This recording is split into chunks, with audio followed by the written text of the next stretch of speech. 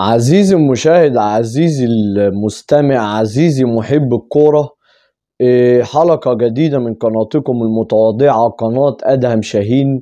طبعا باب الميركاتو الشتوي العالمي قفل امبارح اللي هو 3 فبراير. خلاص باب الانتقالات الشتوية اتقفل وجميع الصفقات تمت رسميا.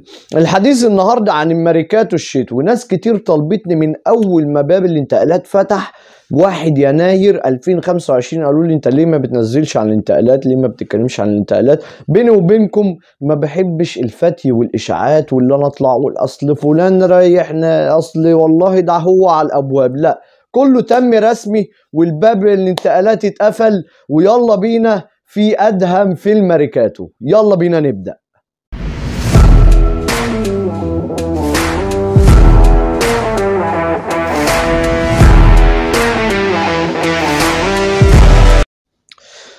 السلام عليكم ورحمة الله وبركاته، وحلقة جديدة من قناتكم المتواضعة قناة أدهم شاهين، وأهلا بكم في أدهم في الميركاتو.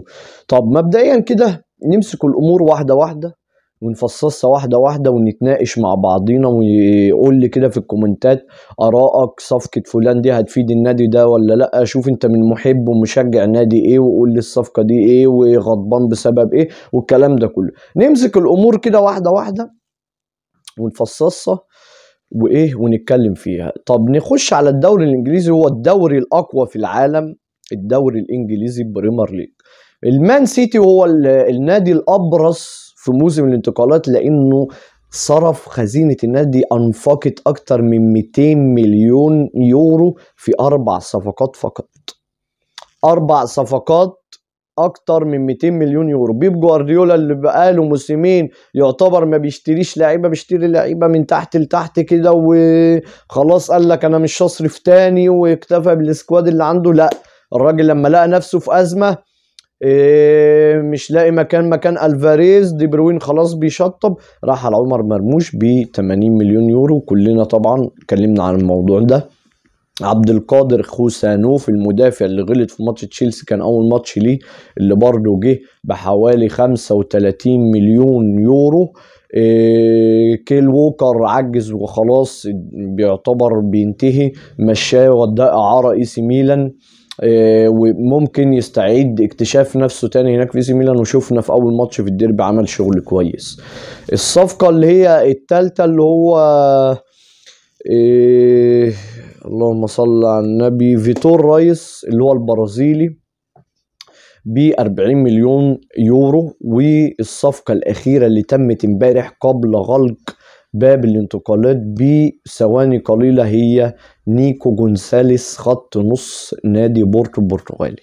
صفقة كلفت حوالي 60 مليون يورو. نيكو جونساليس بيب جوارديولا انتقدوه كتير، وكله قال ده هو التذبذب في النتائج، وخط النص مفيش واحد بديل رودري يعوضه، مفيش ديفندر عنده، بيلعب من غير ديفندرات، كوفازيتش لاعب الله ينور على الله ان شاء الله، دي برناندو سيلفا حاول يعمله كده زي عبد الله السعيد في الزمالك، ينزله لتحت يلعب رقم 6 كل ماتش كوبري، اللهم صل على النبي، مفيش رقم 6. الراجل جه في اخر باب الانتقالات جاب نيكو جونزاليس. هتقول لي ايه يا عم ادهم الصفقه دي؟ هل هي دي اللي هتعيد السيتي للمستوى وممكن نشوف بيب جوارديولا اللي هو خلاص العوده بتاعته بقى من امام ريال مدريد لو طلعه ويرجع تاني للمنافسات؟ اقول لك ممكن، جايز. صفقه زي دي في خط النص مع عمر مرموش هتبدا الاماكن، فرناندو سيلفا يرجع تاني مركزه، تبدا الاماكن تتظبط معاه. ده مان سيتي الأعلى إنفاقا في موسم الانتقالات. طيب نخش على توتنهام طبعا ما عندوش مدافعين، كلهم مصابين، كريستيان روميرو، فان ديفين. جاب كيفن دانسو من نيس الفرنسي ب 25 مليون يورو، لحق نفسه وجاب مدافع. وجاب خلص الكلام بعد صراع ما بين ارسنال والمان يونايتد على ماتي ستيل، المهاجم الواعد 18 19 سنه في بايرن ميونخ اللي كل الانديه كانت بتتخانق عليه. انا واحد من الناس كمشجعي بايرن ميونخ زعلت ان الراجل ده مش موهبه فذه، ويا ريته كان راح ارسنال.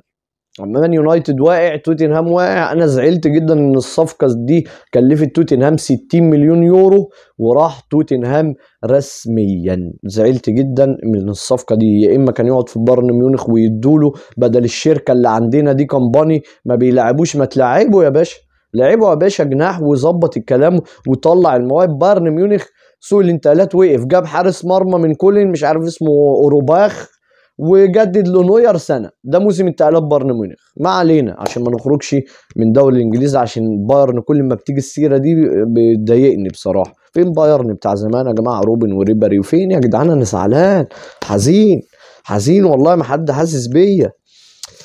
اوستن فيلا من وجهه نظري الناديين اللي محدش خد باله منهم قوي في الانتقالات، بس بالنسبه لي هما الانجح في سوق الانتقالات الشتويه، اوستن فيلا واي سي ميلان. بالنسبه لي من وجهه نظري التكتيكيه الفنيه، فرقتين زي دول. اوستن فيلا احنا شفناه الموسم اللي فات طالع في البيك بتاعه وراح دوري ابطال اوروبا وعمل شغله وكسبان البايرن ومن الثمانيه الاوائل كمان على دوري ابطال اوروبا، لكن على البريمير ليج المستوى متذبذب. راح عمل ايه يا عم اوناي ايمري؟ جاب راشفورد. راشفورد ده لما هيخرج، انا بقول لكم اهو الصفقه دي اوستن فيلا راشفورد لا هيعمل شغل. اي لاعب يا جماعه بيخرج مانشستر، احنا شفنا انطوني خرج اعاره ريال بيتيس في الدوري الاسباني من مانشستر يونايتد، اول ماتش ليه عمل ماتش جامد.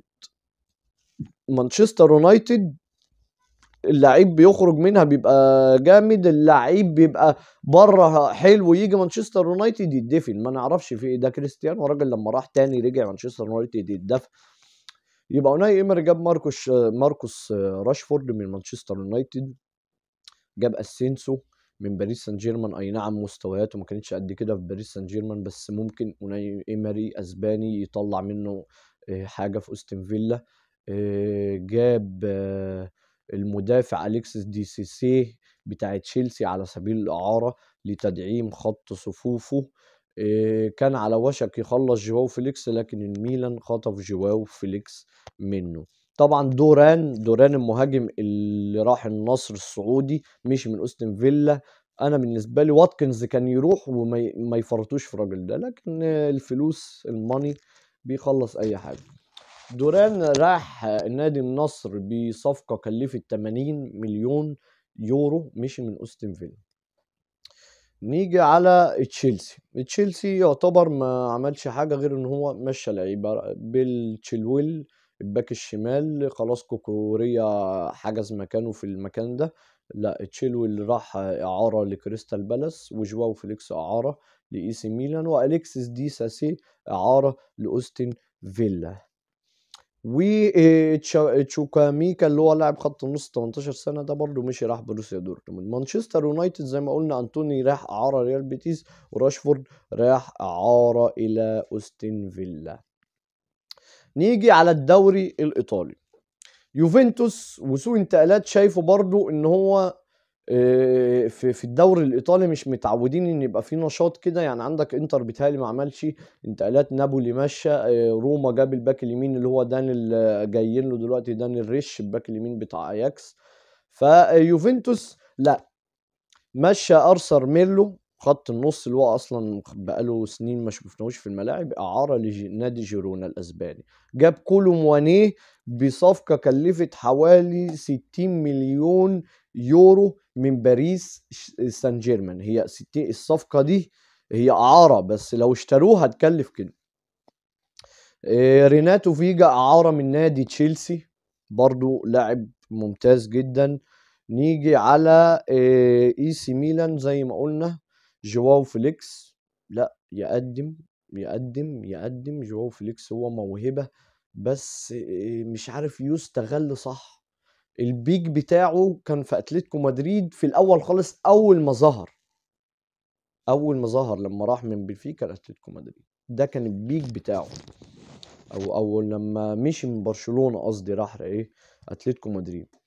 سانتياغو خيمينيز مهاجم فاينفورد الهولندي، الصفقة دي الاي سي ميلان لا في الجون، صفقة في الجون. واضح ان ادارة اي سي ميلان ما في فلوس يا جماعة في ايطاليا، هم اللي بيقولوا ايطاليا بقت فقيرة وبتاع.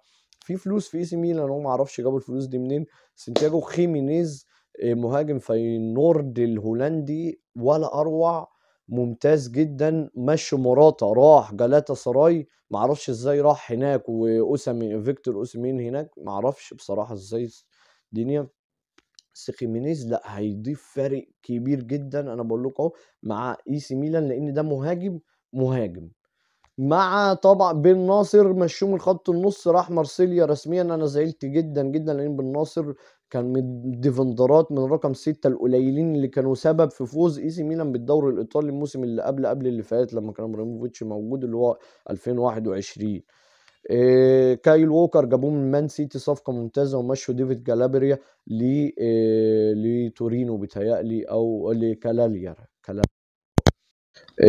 نيجي على ايه تاني؟ في حاجة في ميلان؟ لا مفيش. جواو فيليكس وسانتياغو خيمينيز، موراتا. باريس سان جيرمان اللي جاب كفارة سيخيليا ب 80 مليون يورو. كفارة سيخيليا صفقة ممتازة لباريس، بس اللي مستغربه ان ما عندهمش مهاجم. عثمان ديمبلي كفارة سيخيليا ولا اروع ولا اجمل. جونسالو راموس بدأ يجيب، بس لويس انريكي عامة لا، بشوية لعيبة ممتازين. هو بيعمل مشروع جديد، بناء مشروع جديد. لويس انريكي جاب كفارة سيخيليا من نابولي، كلفت 80 مليون. وسكراناينر المدافع الإيطالي راح على سبيل الإعارة لفران بخشة. وآخر حاجة معانا روما جاب ديفين رينش الباك اليمين من أياكس الهولندي. بقى كده دي الأبرز الانتقالات اللي حصلت في ميركاتو الشتوي. ليه انا قلت اوستن فيلا واي سي ميلان؟ لان انا شايف الانتقالات مناسبه وهتفيد الناديين دول، وهم شغالوا دماغهم. انتقالات الشتويه بتبقى اغلبها اعاره مع خيار احقيه الشراء وتفعيل بند الشراء. طب ما انا اللي استوقفني هنا حاجه، 3 انديه: ليفربول، ارسنال، بايرن ميونخ. ليفربول لو هنقول هم شايفين كده نفسهم تمام، مش ناقصين، وهم اول دوري واول تشامبيونز ليج وماشيين على خطه ثابته تمام، هنجيبه على جنب. ريال مدريد معرفش ليه ما بيعملش انتقالات شتويه، طول عمره عنده اصابات بالجمله، ما جابش تدعيم دفاع، ما جابش خط نص، قال لك هنسيب الكلام ده في الانتقالات الصيفيه في نهايه الموسم. معرفش بصراحه بيفكروا ازاي يا جماعه، انا مش فاهم القصه دي. بايرن ميونخ مفيش اسكواد خط نص دفاع، انت ميت. الهجوم لولا كين هو اللي بيخلصك، هو وجمال موسيالا، مع احترامي بقى الكومان وصانيه واوليسيه وكل المجموعه دي.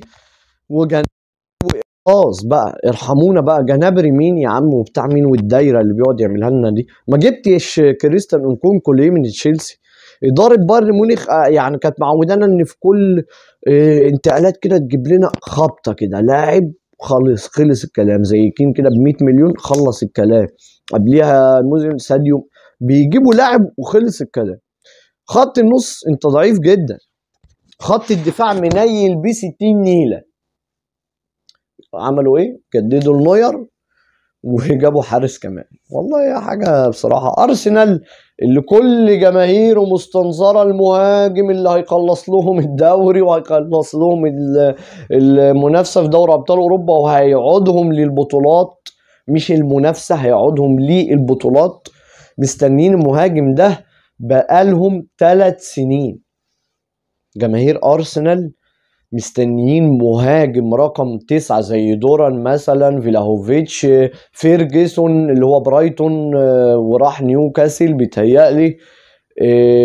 معرفش في ايه الراجل ارتيتا ليه عنيد ليه؟ انت يعني عشان دافع 80 مليون في كاي هافرز فهو خلاص مفيش حد، مش هجيب حد، هو ده اللي ماشي؟ جاب جون بقى ايه مانشستر سيتي وعمل اسيست، خلاص الواد رجع هو ده اللي احنا عاوزينه، وبدأت تطلع وماشي. انسى انسى انسى. بس ختاما، كان معكم أدهم شاهين في حلقة أدهم في الميركاتو، أولى حلقات الميركاتو اللي عملناها. اللي هي دي أولى حلقات الميركاتو في القناة. استنظروني في ميركاتو محلي من عيار ثقيل جدا عن صفقات الأهلي والزمالك وبيراميدز. بعد ما باب الانتقالات المحلية يقفل هنتكلم وهنعمل حلقة مفصلة عن الانتقالات المحلية. ولو عجبكم الفيديو ده وعايزين بعد كده نتكلم على طول في كل ميركاتو اول باول ولا نتكلم في الاخر، سيبولي رأيكم في الكومنتات، رأيكم على دماغي بيكو، مش هعمل اي حاجة، انتوا اللي بتسندونا، انتوا اللي بتخلونا نكمل بدعمكم وبقفتكم جنبنا. اعملوا سبسكرايب للقناة واخبط اللايك الجميل وفعل جرس التنبيهات عشان يوصلك كل جديد. ختاما كان معكم أدهم شاهين.